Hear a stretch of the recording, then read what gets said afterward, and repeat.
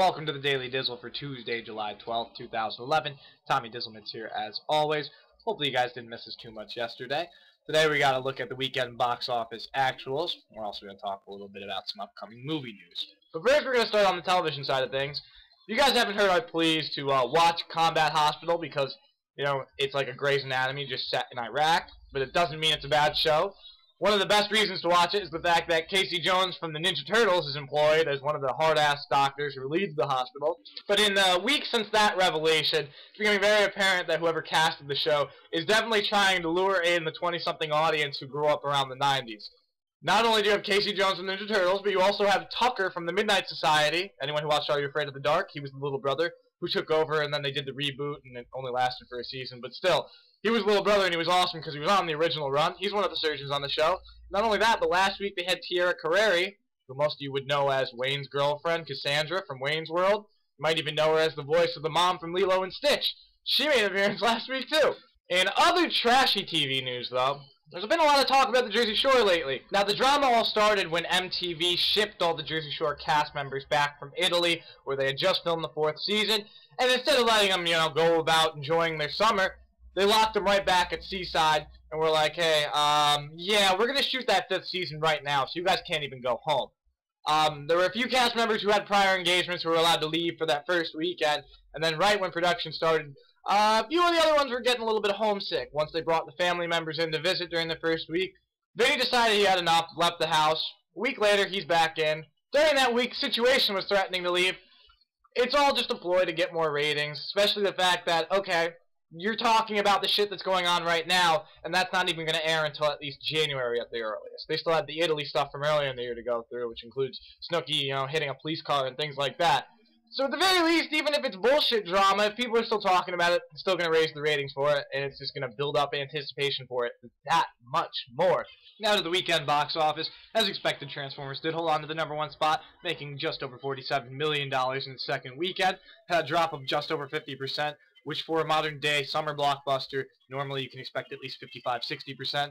You throw in 3D and you're expecting a bigger drop, so the fact that it held just as well as the original Transformers when it came out shows that people are comparing it to the original and saying, hey, this one is good like the first one, not 2 hours of explosions and no plot like the second one. Debuting in the #2 spot, Horrible Bosses ended up grossing $28 million for the weekend, which is actually a new opening weekend record for a dark comedy. If you want to compare it to other R-rated comedies that have come out this summer, its opening lands right between Bridesmaids and Bad Teacher. Add those three in with The Hangover Part 2, and the summer is showing to be a very lucrative summer for R-rated comedies, showing that if you advertise something correctly, it doesn't matter what the rating is on it, people are going to go see it if it looks like it's decent. The other debut for the weekend, Zookeeper, ended up hitting its early projections of about $20 million. Not the strongest in the world for a family movie coming out in the middle of summer. However, it did beat out the opening weekend for Mr. Popper's Penguins from earlier this summer, and that had a bigger star of Jim Carrey in it. Now that's about all the time we have for today. Before we go, I wanted to cover some news coming out from two of the biggest blockbusters of the upcoming year. First, Sherlock Holmes 2 is set for release later this year around Christmas. Warner Brothers has now started to get the ball rolling on advertising that. They've released 2 new posters as of last weekend. And on top of that, E.T. has been pimping the fact that tonight they're going to have the first exclusive footage coming out of the film. If you're really desperate and you can't wait to see it, catch it the moment it comes on, go ahead and watch that.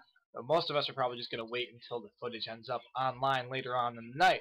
And with Warner Brothers releasing the last Harry Potter film later this week, it's expected to break all sorts of records and have a huge opening weekend. There's going to be a lot of people watching the previews before it. So Warner Brothers is attaching trailers for what they want to be their biggest hits of the next year ahead of it. Confirmed at preview screenings of Harry Potter Deathly Hallows Part 2 so far. You've got Happy Feet 2 and the first trailer for Sherlock Holmes 2 popping up. There's also a rumor that the first 90-second trailer for The Dark Knight Rises might find its way in there by the time the movie is released on Friday. Definitely would expect that, considering Harry Potter is the biggest film that they have coming out between now and when The Dark Knight Rises is out. It definitely seems like at this point Warner Brothers is starting to follow a little bit of a pattern for what they want to be their guaranteed blockbusters, as last weekend when the Sherlock Holmes posters came out, and Tuesday there's new footage. It's about 3 or 4 day wait. They did just put out the Dark Knight Rises poster yesterday. By the time the trailer debuts on Friday, if it does debut, that's another 3 or 4 days. So hopefully Warner Brothers knows what they're doing, and hopefully they're not cock-teasing us. Yeah, that's all the time we've got for today's Daily Dizzle. We thank you guys for joining us here as always. Be sure to check back here Wednesday. We'll come up with something to talk about, I'm sure. So, for the Daily Dizzle, I'm Tommy Dizzlemits. We'll see you guys back here then.